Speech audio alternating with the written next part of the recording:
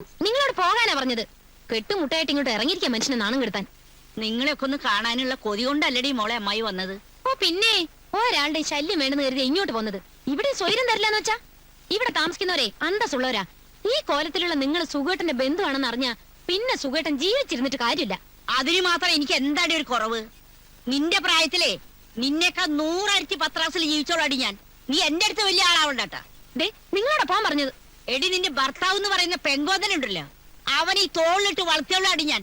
അപ്പുറത്ത് ഇപ്പുറത്തുള്ളൊരു കേക്കല്ലേ ഈശ്വര. കേക്കട്ടടി എല്ലാവരും കേക്കട്ടെ. നീ വലിയ അന്തസ്സുകാരിയാണെന്ന് നാട്ടുകാരെ അറിയിട്ടടി.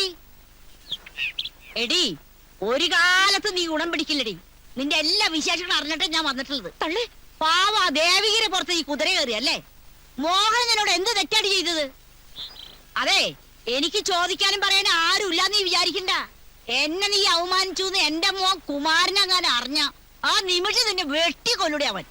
ഈശ്വര, നിങ്ങൾ എല്ലാവരും അറിയണം, ഈ ഭദ്രകാളി ഉണ്ടല്ലോ, ചേട്ടനനിയന്മാര് തമ്മിൽ തെറ്റിച്ച് ഒളിച്ചു വന്നിരിക്കുന്ന വേഷവിത്ത. യുസി, ഞാൻ ഈ കോളനിയിലെ വനിതാ വിഭാഗത്തിന്റെ പ്രസിഡന്റാണ്. തള്ള ബഹളം ഉണ്ടാക്കാതെ പോണം. എടി അലവിലാതി, ഞാൻ നിന്റെ തള്ളയിലാന്ന് പറഞ്ഞതല്ലടി. എനിക്ക് മേലും കീഴും നോക്കാനില്ല. മിന്നണ സാരി എടുത്തോണ്ടോ മൂക്ക് കണ്ണാടി വെച്ച് ചന്തി കുലുക്കി നടന്നോണ്ടൊന്നും അന്തസ് കിട്ടില്ലടി. ആ ഗുണം ജനിക്കുമ്പോഴേ കിട്ടണം. ഓ, നിന്നെയൊക്കെ സഹിക്കണം നിങ്ങളുടെ കെട്ടിയോമാരെ മുക്കാലി കെട്ടിച്ചടിക്കണം.